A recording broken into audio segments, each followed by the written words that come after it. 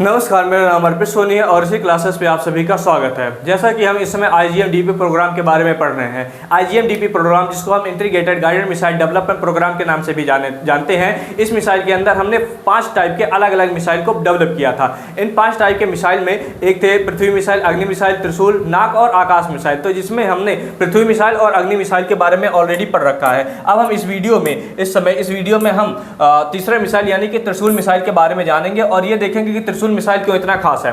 त्रिशूल मिसाइल जो बनाया गया था वो क्विक रिएक्शन के लिए बनाया गया था। इस मिसाइल को बनाने का जो हमारा पर्पस था, इसका यही पर्पस था कि हम क्विक रिएक्शन के साथ एक ऐसा मिसाइल बनाएं जो कि लो फ्लाइंग ऑब्जेक्ट हो या सी स्कीमर्स हो, उनको यह अटैक कर सके। और इसको स्पेशली इंडियन आर्मी के लिए और इंडियन नेवी के ऑब्जेक्टिव को ध्यान में रख के बनाना गया था।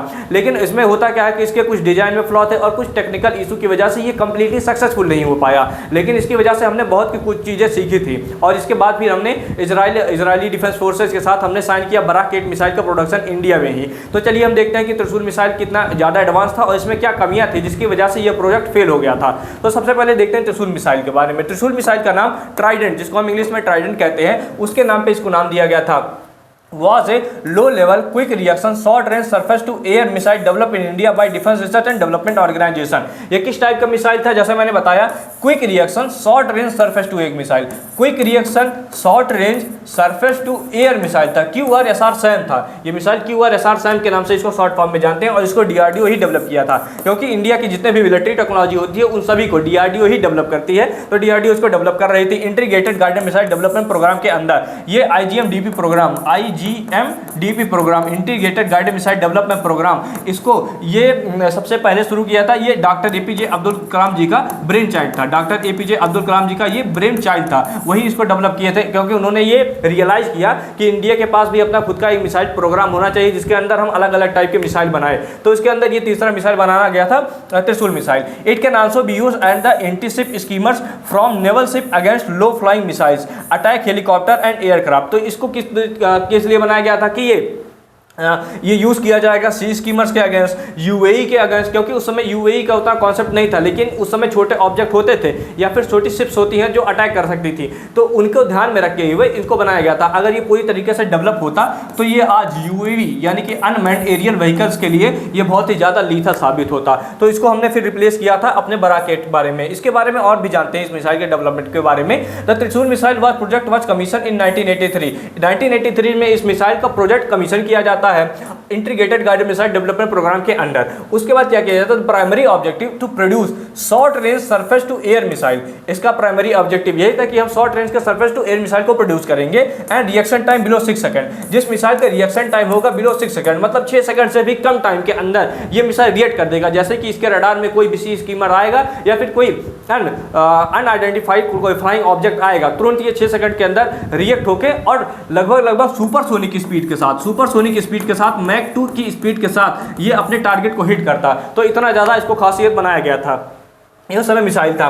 The project was planned to completed by 1992। ऐसा प्लान किया जाता कि 1992 तक ये प्रोजेक्ट कंप्लीट हो जाएगा and fitted with the Brahmaputra class frigate. उस समय इंडिया के पास एक फ्रिगेट था। जैसे कि इंडियन नेवी के पास कई टाइप के शिप्स हैं, जैसे फ्रिगेट है, कॉर्वेट है एंड डिस्ट्रॉयर है और पेट्रोल वेसल्स है, वैसे ही उस समय एक ब्रह्मपुत्रा क्लास की एक फ्रिगेट थी और ये ऐसा माना गया था कि उसमें ब्रह्मपुत्रा क्लास की फ्रिगेट के अंदर इसको शामिल किया जाएगा, उसको लगा दिया जाएगा। And 1992 missile was successfully fired reaching Mach 2 speed. 1992 में इसको सक्सेसफुली फायर किया जाता था पूरे डेवलपमेंट के बाद और 2 मैक की स्पीड के साथ ये फ्लाई करता है, यानी कि ये सुपरसोनिक स्पीड के साथ अपना फ्लाइंग मीट करता है।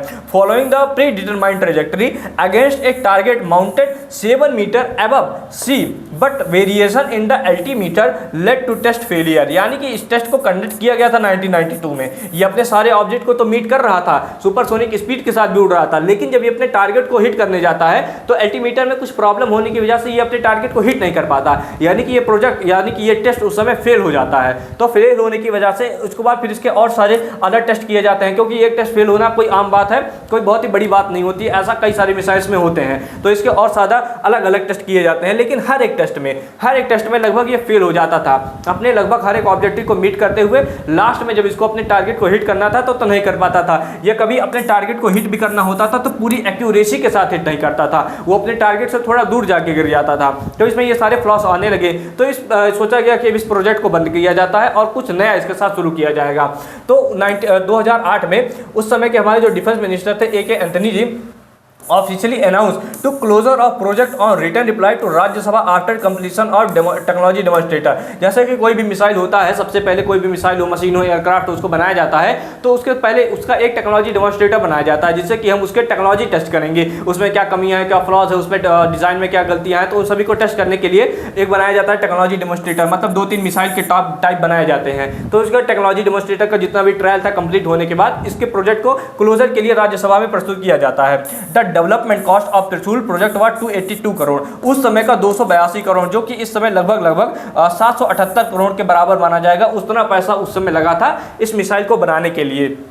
उसके बाद देखते हैं Trishul project met the performance parameter by the original GSQR but failed to achieve the perfect 3 beam guidance and development millimetre wave active radar homing seeker. जैसे कि कई सारे उसमें टेक्नोलॉजीज होती हैं मिसाइल को बनाने में, तो उसमें जो अपने सारे ऑब्जेक्टिव थे, सारे अपने परफॉर्मेंस को पैरामीटर को तो वो मीट कर रहा था अच्छे से, लेकिन फेल्ड हो जा रहा था जब उसको कहना होता था, मीट करना होता था 3 beam guidance and development of millimetre wave active radar homing seeker. जैसे जो मिसाइल्स होते हैं वो कई साल के उसमें अपने टारगेट को लॉक करते हैं, जैसे कुछ लॉक करते हैं उसके शेप को देखकर, कुछ उसमें निकलने वाली हीट को देखकर, कुछ उसमें उसके डिजाइन को देखकर, मतलब कई सारे रडार होते हैं अलग अलग टाइप के, उनका अपना पहचान करने का खासियत होता है। तो ये अपना इसका जो रडार था वो बार बार फेल हो जा रहा था यही चीज कैप्चर करने के लिए। सिंपल भाषा में अगर बोले हम, the team of 200 scientist working on the त्रिशूल, जो 200 साइंटिस्ट त्रिशूल पे वर्क कर रहे थे, इस प्रोजेक्ट के बंद होने के बाद उन सभी को बराक 8 मिसाइल के प्रोडक्शन में शिफ्ट कर दिया जाता था। बराक 1 मिसाइल जो था वो इंडियन इजरायली एयरफोर्स का एक मिसाइल था। तो इजरायली एयरफोर्स और इंडियन आर्मी यानी कि इंडियन डिफेंस फोर्सेस ने मिलकर एक मेमोरेंडम साइन किया, जिसके अंदर ये हुआ कि हम इंडिया के अंदर बराक 8 मिसाइल को बनाएंगे। ये जो बराक 8 मिसाइल था वो एकदम त्रिशूल मिसाइल के जैसा ही था, एकदम त्रिशूल मिसाइल के जैसा ही था, लेकिन क्योंकि त्रिशूल मिसाइल फेल हो जा रहा था बार बार और बराक मिसाइल ज़्यादा सक्सेसफुल था, तो इसीलिए क्योंकि उस समय हमारे पास इतना बजट भी नहीं होता था डिफेंस बजट, तो और ज़्यादा त्रिशूल मिसाइल के प्रोजेक्ट में और ज़्यादा इन्वेस्ट करना हमें लगा कि ये गलती ही होगा। तो हमने बराक मिसाइल के प्रोडक्शन के लिए, जो कि ऑलरेडी टेस्टेड था, वार में इसका यूज हो चुका था, तो हमने इसके लिए अपना खुद का प्रोडक्शन स्टार्ट कर दिया इंडिया में। और इंडियन एयरफोर्स ने इसी का एक वेरिएंट जिसे हम कहते हैं स्पाइडर की तरफ गए, जो कि मतलब बराक जैसा ही होता है। As an alternative to Trishul, to fulfill Indian Air Force requirement, DRDO made another attempt with the MBDA। MBDM नाम का एक और प्रोजेक्ट शुरू किया DRDO और एक कोलैबोरेशन के साथ, जिसका नाम था प्रोजेक्ट मैत्री। यानी कि मैत्री प्रोग्राम के अंदर DRDO एक बार फिर से कोशिश करता है इंडियन एयरफोर्स को रिक्वायरमेंट को पूरा करने के लिए, लेकिन ये फिर से फेल हो जाते हैं, तो फिर इसको कंप्लीटली बंद कर दिया जाता है, क्लोज किया जाता है। And got cancel due to lack of interest, क्योंकि इसमें किसी का इंटरेस्ट दिखाई नहीं पड़ता है, क्योंकि इंडियन आर्मी के पास, इंडियन एयरफोर्स के पास, नेवी के पास खुद का बराक और स्पाइडर मिसाइल आ चुका था, तो वो और ज्यादा पैसा इन्वेस्ट नहीं करना चाहते थे, तो फिर ये प्रोग्राम मैत्री प्रोग्राम को भी बंद कर दिया जाता है। And all proven technologies and learning from the Trishul later help DRDO in quick reaction surface to air missile and vertical launch short range surface to air missile. तो हमने जो त्रिशूल से सीखा था, त्रिशूल की गलतियों से जो हमने सीखा था, उसको हम और ज़्यादा डेवलप करके बढ़िया से, मतलब उसको मिनिमाइज करके, और हमने एक नया अलग टाइप के मिसाइल को डेवलप करना शुरू किया, जिसका नाम था QRSAM। QRSAM का मतलब quick reaction surface to air missile, और VLSAM मतलब vertical launch short range surface to air missile. Like जैसे सबमरीन्स होते हैं, तो सबमरीन के अंदर इस टाइप की मिसाइल को वर्टिकली इसमें फिट कर दिया जाता है और ये वर्टिकल लॉन्च होकर अपने टारगेट को हिट कर सकते हैं, तो इस तरह के मिसाइल को वर्टिकल लॉन्च वाले मिसाइल कहा जाता है। तो इन सभी मिसाइल को हमने त्रिशूल मिसाइल की जो कमियां थी उसको रिड्यूस करके और उससे सीख कर हमने इस मिसाइल को बनाया। यानी कि त्रिशूल मिसाइल का जो भी उसमें पैसा लगा था या फिर जो भी हमने सीखा वो कभी वेस्ट नहीं गया, उसका हमने दूसरे मिसाइल के प्रोडक्शन में यूज कर लिया। People who work on the Trishul and Barak 8 termed basic design flaw as one of the many reason behind the failure of the project. Sorry, जो त्रिशूल मिसाइल के डेवलपमेंट में जो साइंटिस्ट लगे हुए थे, और फिर उन्हीं को, क्योंकि 200 साइंटिस्ट जो त्रिशूल मिसाइल के प्रोडक्शन में लगे हुए थे, उन्हीं को फिर हम शिफ्ट करके बराक 8 मिसाइल के प्रोडक्शन में लगा देते हैं। तो उन्होंने ये कहा कि बराक 1 मिसाइल और त्रिशूल मिसाइल लगभग सेम है, लेकिन बराक मिसाइल का जो डिज़ाइन है और जो उसका इलेक्ट्रॉनिक्स है वो त्रिशूल मिसाइल से ज़्यादा सुपीरियर था उसके, क्योंकि ये अपने टारगेट को, जो त्रिशूल मिसाइल था वो अपने टारगेट तक पहुंचने के बाद फिर उसको हिट नहीं कर पाता था। इसलिए नहीं हिट कर पाता था क्योंकि उसमें अल्टीमीटर में कोई प्रॉब्लम हो जाता था। अगर हम इसका डिज़ाइन और ज़्यादा इंप्रूव कर देते तो ये अपने टारगेट को शायद जाके हिट कर सकता था। वही चीज़ बराक मिसाइल में ऑलरेडी इंप्रूव था। बराक मिसाइल का जो टेक्नोलॉजी था, उसका जो डिज़ाइन था वो बहुत ही ज़्यादा इंप्रूव था, इसलिए बराक मिसाइल सक्सेसफुल हुआ और ये हमारा त्रिशूल मिसाइल हाफ या पार्सली फेलियर हम कहेंगे, पूरी तरीके से फेल नहीं हुआ था। इसके बारे में और देखते हैं। Trishul has a range between 300 metre to 9 kilometre. 300 metre से 9 किलोमीटर के बीच का ये मिसाइल था, रेंज का मिसाइल था, क्योंकि ये शॉर्ट रेंज का मिसाइल था। DRDO also made an enhance 11 kilometre range variant और 11 किलोमीटर का एक एक्स्ट्रा वेरिएंट इसका बनाया गया था इनहेंस रेंज का। किसके लिए? इंडियन एयरफोर्स के लिए। इट इज पावर्ड, ये पावर किससे किया जाता था? Dual thrust propulsion stage using high energy solid propellant. Dual thrust propulsion stage using high energy solid propellant के द्वारा ये मतलब इसको एनर्जी दी जाती थी, इसको पावर किया जाता था। त्रिशूल वेट 130 kg और साथ ही साथ इसके साथ 15 kg का हम वॉरहेड को भी कैरी कर सकते थे। And Trishul is 3 metre in length and 20 centimetre in diameter. ये बहुत ही छोटा साइज का मिसाइल था, 3 मीटर लंबा था और 20 सेंटीमीटर बस इसका डायमीटर था। The modified naval variant use command to line of sight guidance mechanism. The missile can be employed against sea skimmers. इस मिसाइल को किसके लिए एम्प्लॉय किया जाता या किसके लिए यूज किया जाता? सी स्कीमर्स के लिए। और किसके लिए भी थे? फायर कंट्रोल रडार, और फायर कंट्रोल रडार इसमें लगाया हुआ था।